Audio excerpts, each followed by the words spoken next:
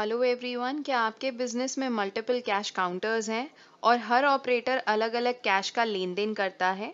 तो रोज के कैश और इन्वेंट्री को मैच करना और भी मुश्किल हो जाता है। इस प्रॉब्लम को दूर करने के लिए मार्कबुक्स लेके आया है daily cash management, multiple counters और रिटेल चेन ओनर्स के लिए।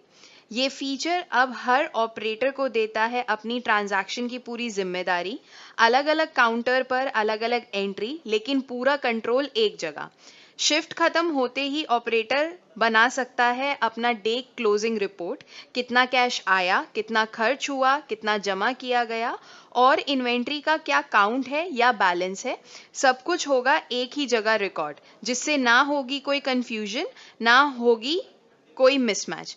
इस वीडियो में हम देखेंगे यूज़र रोल क्रिएशन, कैसे एक यूज़र का रोल क्रिएट होगा, कैसे उसका लेजर क्रिएट किया जाएगा और रोल मैपिंग होगी। उसके बाद day start process, approval process, day close process and final cash deposit का प्रोसेस। सो आइए देखते हैं सॉफ्टवेयर में इसका प्रोसेस कैसे रहेगा।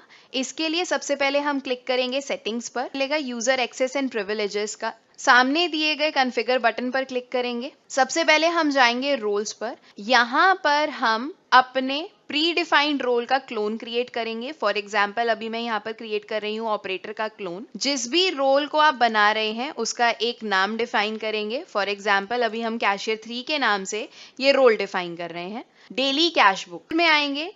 सो यहाँ पर आप अपने अकॉर्डिंग यूजर को राइट दे सकते हैं। सो मैं अभी के लिए फुल राइट्स दे रही हूँ और इसे हम कर लेंगे F10 से सेव। रोल्स डिफाइन करने के बाद आप यूजर क्रिएट करेंगे। यूजर क्रिएट करने के लिए इनवाइट यूजर पर क्लिक करेंगे और यूजर से रिलेटेड डिटेल्स यहाँ पर फीड कर देंगे, जैसे कि email ID, mobile number, user का नेम। रोल में आप डिफाइन करेंगे जो रोल अभी आपने उस यूजर के लिए क्रिएट किया था। फॉर एग्जाम्पल हम लोगों ने यहाँ पर क्रिएट किया था कैशियर 3। बाकी डिटेल्स करने के बाद में डिफाइन आप यूजर को F10 से सेव कर देंगे। अब इसके बाद रोल को हम असाइन करेंगे यूजर के लेजर के साथ में। तो लेजर क्रिएट करने के लिए हम मास्टर्स में जाएंगे, एक नया लेजर क्रिएट करेंगे यूजर का। नेम में यूजर का नाम डिफाइन करेंगे। अकाउंट ग्रुप में ऑपरेटर कैश चूज करेंगे, एंटर पर क्लिक करेंगे। किस ब्रांच से, अगर आप ब्रांच वाइज डीलिंग कर रहे हैं, एक ब्रांच में आपके मल्टीपल काउंटर्स रहते हैं, तो जिस भी ब्रांच के अंदर आपके पास मल्टीपल काउंटर्स हैं आप वो यहाँ पर सिलेक्ट कर लेंगे।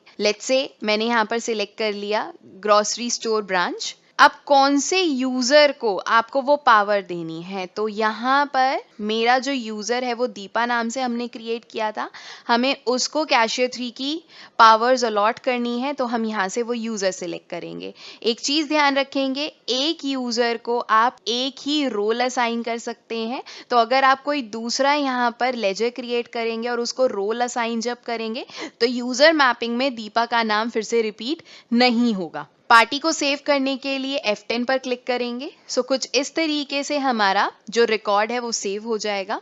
इसके बाद हम जाएंगे सेटिंग्स में, कंट्रोल रूम कॉन्फ़िगर पर क्लिक करेंगे। यहाँ पर सर्च बार में सर्च करेंगे डेली कैश बुक। ऑप्शन को इनेबल करने के लिए ड्रॉप डाउन से येस सिलेक्ट करेंगे और कॉन्फ़िगर बटन पर क्लिक करेंगे। अब यहाँ पर आपको डिफरेंट ऑप्शंस मिलेंगे। सबसे पहला ऑप्शन आता है cash difference limit and cash deposit, कि जब आप डे एंड करते हैं और फाइनल कैश डिपॉजिट करते हैं मेन बैंक में, सो आप कितना मैक्सिमम डिफरेंस रख सकते हैं। डिनोमिनेशन, कि आपके पास में जो भी कैश आएगा वो कौन कौन से डिनोमिनेशन में आप रिसीव करना चाहते हैं। कॉन्फ़िगर पर क्लिक करेंगे। सो यहाँ पर जैसे 500, 200, 100, 50 आप अपने अकॉर्डिंग यहाँ पे डिनोमिनेशंस ऐड कर सकते हैं। इस डिनोमिनेशन का टाइप क्या है, क्या वो नोट में है, कॉइन में है या फिर दोनों में है, तो आप अपने अकॉर्डिंग यहाँ पर सिलेक्ट कर सकते हैं। किसी डिनोमिनेशन को डिलीट करना चाहते हैं, डिलीट कर सकते हैं। सेव करने के लिए F10 से सेव पर क्लिक करेंगे। इसके बाद हमारे पास ऑप्शन आता है कैश ट्रांसफर का। अगर आपस में दो कैशियर कैश ट्रांसफर करना चाहते हैं तो उसके लिए आपको इस पर्टिकुलर ऑप्शन को कॉन्फ़िगर करना होगा। आपके दो कैशियर आपस में कैश ट्रांसफर कर रहे हैं या फिर कैशियर मेन यूजर को सुपरवाइजर या फिर एडमिन को अगर कैश ट्रांसफर कर रहा है तो उसके लिए आप इस ऑप्शन को यूज करेंगे। अगर आपको ट्रांसफर प्रोसेस में अप्रूवल की रिक्वायरमेंट रहती है कि विदाउट अप्रूवल कैश ट्रांसफर ना हो, तो उसके लिए आप ये approval required for main cash को येस या नो सिलेक्ट कर सकते हैं। यूज करने के लिए येस सिलेक्ट करेंगे, सेटिंग्स डिफाइन करने के बाद क्लोज करेंगे। नेक्स्ट आता है daily cash closure approval. At the end of the day जो भी ऑपरेटर है या कैशियर है, जब भी अपने एडमिन या मैनेजर को कैश ट्रांसफर करेगा तो उसके लिए क्लोजर प्रोसेस आपको चाहिए, अप्रूवल प्रोसेस आपको चाहिए, तो आप यहाँ से येस पर सिलेक्शन करेंगे। नेक्स्ट आता है इनेबल फिजिकल काउंट। अगर आप चाहते हैं कि आपका यूजर डे क्लोजिंग के टाइम पर ये भी डिफाइन करे कि आइटम का फिजिकल काउंट कितना अवेलेबल है, तो आप यहाँ से ड्रॉप डाउन से येस या नो ऑप्शन सिलेक्ट कर सकते हैं। अभी के लिए हम येस पर सिलेक्शन मार्क करते हैं, क्लोज करेंगे, एस्केप करके चेंजेस को सेव कर लेंगे। अब देखते हैं कि जब भी कोई यूजर अपना डे स्टार्ट करता है तो उसके पास पहले से ही काउंटर में कुछ ओपनिंग बैलेंस होता है। तो ये जो ओपनिंग बैलेंस होता है मेन फ्लोर मैनेजर उसे ट्रांसफर करता है। सो ये प्रोसेस करने के लिए मैनेजर एक वाउचर एंट्री क्रिएट करेगा, अकाउंटिंग ट्रांजैक्शन में जाएगा, पेमेंट एंट्री क्रिएट करेगा। यहाँ पर वो किस यूजर को ओपनिंग बैलेंस ट्रांसफर कर रहा है उस यूजर को सिलेक्ट करेगा। लेट्स से हमारा जो यूजर था वो दीपा के नाम से था, तो हमने यहाँ पर दीपा सिलेक्ट किया है। एज एन ओपनिंग वो उसको कितना अमाउंट ट्रांसफर कर रहा है। सो फॉर एग्जाम्पल हमने यहाँ पर ले लिया 5000 रुपीज, एंटर करेंगे। अब वो कैश ट्रांसफर कर रहा है तो यहाँ पर हमने कैश सिलेक्ट कर लिया। नरेशन में आप कोई अगर नरेशन डिफाइन करना चाहते हैं, आप नरेशन यहाँ पर डिफाइन कर सकते हैं एंड इसको F10 से सेव कर। अब क्योंकि हमने कैश ट्रांसफर पर अप्रूवल प्रोसेस लगाया है, तो जो मेन फ्लोर मैनेजर होगा जो कि सारा कैश को मैनेज करेगा, उसे अप्रूवल यूजर को प्रोवाइड करना पड़ेगा। अप्रूवल देने के लिए हम मेन्यू से डेली कैश बुक में आएंगे, मैनेज अप्रूवल को सिलेक्ट करेंगे। यहाँ पर आपको दिख जाएगा कि आपके यूजर को कितना as an opening cash transfer हुआ है। ड्रॉप डाउन से यहाँ पर आप अप्रूव सिलेक्ट कर लेंगे और अप्रूवल अपने यूजर को प्रोवाइड कर देंगे। यूजर अपना डे स्टार्ट करने के लिए मार्कबुक्स में लॉगिन करेगा। डे स्टार्ट करने के लिए यूजर डेली कैश बुक पर आएगा और open and close cash book पर क्लिक करेगा। यहाँ पर अप्रूवल के बाद उसे स्टार्ट बिलिंग का ऑप्शन मिलेगा। स्टार्ट बिलिंग करते ही यूजर यहाँ पर टाइप करेगा श्योर और स्टार्ट बिलिंग पर क्लिक कर देगा। अब स्टार्ट बिलिंग करने के बाद डायरेक्टली हमें स्टॉप बिलिंग का ऑप्शन आएगा। So at the end of the day वो स्टॉप बिलिंग कर सकता है। बीच में अगर वो इसको क्लोज करता है तो फिर से हमारा स्टार्ट बिलिंग का ऑप्शन नहीं आएगा। अब सिंपली यूजर अपनी डेली ट्रांजैक्शन करेगा, जो भी सेल हो रही है या फिर जो भी एक्सपेंसेस वो बियर कर रहा है वो उसको यहाँ पे रिकॉर्ड करने होंगे। तो एग्जाम्पल के लिए यहाँ पर यूजर एक सेल बिल क्रिएट कर रहा है।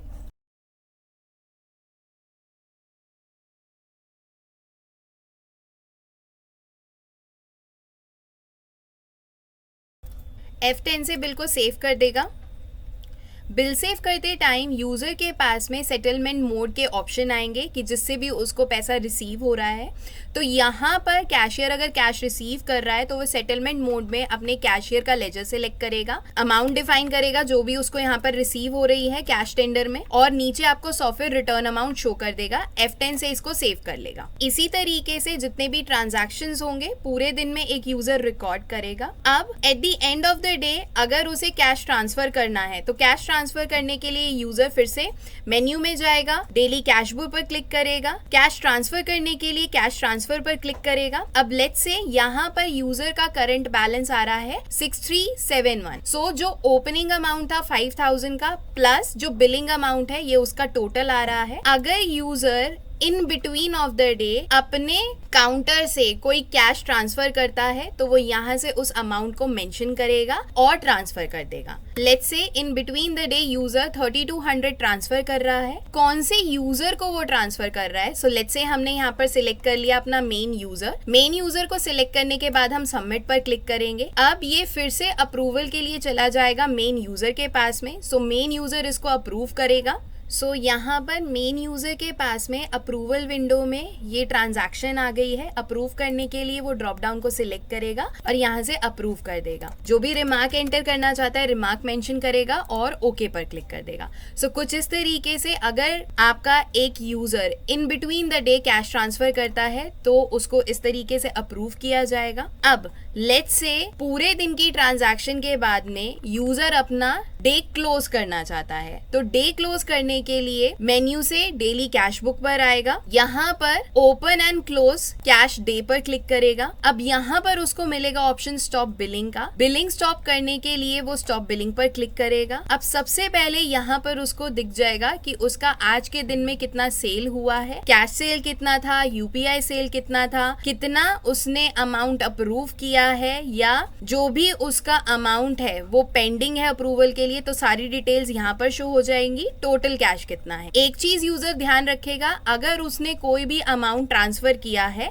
और वो मेन यूजर ने अप्रूव नहीं किया है तो यूजर अपना डे एंड नहीं कर सकता। तो अप्रूवल मस्ट है ताकि यूजर अपना डे एंड कर सके। नेक्स्ट पर क्लिक करेंगे। अब इसके बाद में यूजर डिफाइन करेगा कि जो उसके पास बैलेंस अमाउंट बचा है काउंटर के अंदर वो कौन कौन सी करेंसी में है उसके पास या फिर डिनोमिनेशन में। सो लेट्स से मैंने यहाँ पर डिफाइन करा 500 के उसके पास 3 नोट्स है, 200 के उसके पास 5 नोट्स है एंड यहाँ पर बैलेंस आपको दिखता जाएगा कि बैलेंस अमाउंट कितना रिमेनिंग है। 100 के उसके पास 5 नोट्स है, 20 के उसके पास 5 है। आप कॉइन्स में डिफाइन करना चाहते हैं तो कॉइन्स वाले कॉलम पर क्लिक करेंगे। जितने भी आपके पास कॉइन्स है आप कॉइन्स डिफाइन करेंगे। इस तरीके से अपनी डिनोमिनेशन लिस्ट को कंप्लीट करने के बाद यूजर नेक्स्ट पर क्लिक करेगा। अब जैसा कि हमने सेटिंग्स में डिफाइन किया था कि user eight the end of the day उसने कितनी बिलिंग करवाई और अब उसके पास में कितना आइटम बचा हुआ है ये बताना चाहता है, तो यहाँ पर उसको ऑप्शन आ जाएगा फिजिकल काउंट का।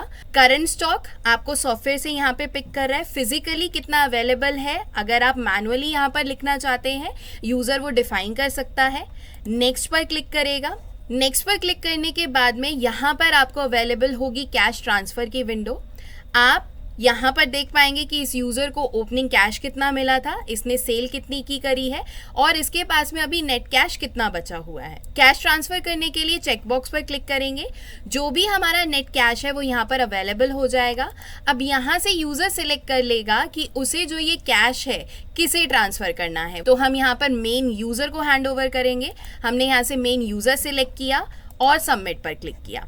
स्टॉप बिलिंग करने के लिए श्योर टाइप करेंगे एंड ओके पर क्लिक करेंगे। एक दिन में अगर आपने एक बार स्टॉप बिलिंग कर दी तो आपके पास फिर से बिलिंग को ऑन करने का ऑप्शन नहीं मिलता है। ये ऑप्शन अब नेक्स्ट डे ही आपके पास अवेलेबल होगा। अब क्योंकि यूज़र ने फिर से एक सर्टेन अमाउंट ट्रांसफ़र किया है तो मेन यूज़र के पास में ये फिर से अप्रूवल के लिए आएगा। अप्रूवल के लिए main user daily cash book manage approval में जाएंगे। यहाँ पर उनको ऑप्शन मिलेगा कि टोटल कैश उनके पास कितना आया है। जैसे ही वो अप्रूव करेंगे ये वाला भी ट्रांजैक्शन उनका अप्रूव हो जाएगा। सो कुछ इस तरीके से एक यूज़र अपना डे स्टार्ट करेगा, डे एंड करेगा और जो मेन सुपरवाइज़र है उसके अप्रूवल्स को अप्रूव करेगा। Eight the end of the day जो भी मेन यूज़र है वो टोटल कैश जो उसके पास है उसको ट्रांसफ़र करने के लिए एक कैश डिपॉजिट की एंट्री पास करेगा। सो कैश डिपॉजिट की एंट्री पास करने के लिए अगेन डेली कैश बुक से main user cash deposit option को एक्सेस करेगा। ये जो अमाउंट है वो कौन से बैंक में ट्रांसफ़र करना चाहते हैं वो यहाँ से सिलेक्ट कर सकते हैं। डिपॉजिट की डेट क्या है, डेट डिफाइन करेंगे, एंटर करेंगे तो आज के दिन में उनके पास जितना भी कैश रिसीव हुआ है वो उनको कैश रिसीव में शो होगा। अगर उनके कोई एक्सपेंसेस होते तो वो एक्सपेंसेस यहाँ पर शो हो जाएंगे। इसके बाद में आपके एक्चुअल कैश कितना है और जब हैंड ओवर कर रहे हैं तो अगर उसमें किसी तरीके का भी मिसमैच आया है वो मिसमैच अमाउंट आप यहाँ पे डिफाइन कर सकते हैं। सो जैसा कि हमने कंट्रोल रूम में डिफाइन किया था कि अगर मेरे फाइनल सबमिशन में डिफरेंस आता है तो वो सिर्फ 10 रुपीज़ का अलाउड होगा, उससे ऊपर का डिफरेंस यहाँ पर अलाउड नहीं होगा। तो यहाँ पर कैश डिफरेंस अमाउंट हम एंटर करेंगे। एंटर करते ही जो भी नेट कैश डिपॉजिट होना चाहिए HDFC बैंक में वो यहाँ पर दिखा देगा। आप नरेशन डालना चाहते हैं, फाइनल नरेशन यहाँ पर लिख सकते हैं। नरेशन डिफाइन करने के बाद आप फाइनल कैश डिपॉजिट एंट्री को F10 से सेव कर दें। सेव करने के बाद अब अगर हम अपना एक्चुअल बैलेंस चेक करेंगे HDFC बैंक का, सो यहाँ पर वो अमाउंट जो कि हमने कैश डिपॉजिट किया है मेन यूजर ने वो यहाँ पर रिफ्लेक्ट कर जाएगा। सो कुछ इस तरीके से कैश मैनेजमेंट के प्रोसेस से हमारा जो भी टोटल कैश का समरी रहता है कि कितना कैश यूजर वाइज हमारे पास आया है, कितना कैश यूजर ने ट्रांसफर किया है या फिर उसको ओपनिंग मिला है, वो हम सॉफ्टवेयर में मैनेज कर सकते हैं। सो अगर आप चाहते हैं स्मार्ट तरीके से हर दिन का कैश मैनेज करना मल्टीपल काउंटर्स के साथ, तो अभी एक्टिवेट करें मार्बुक्स का daily cash management feature. Thanks for watching.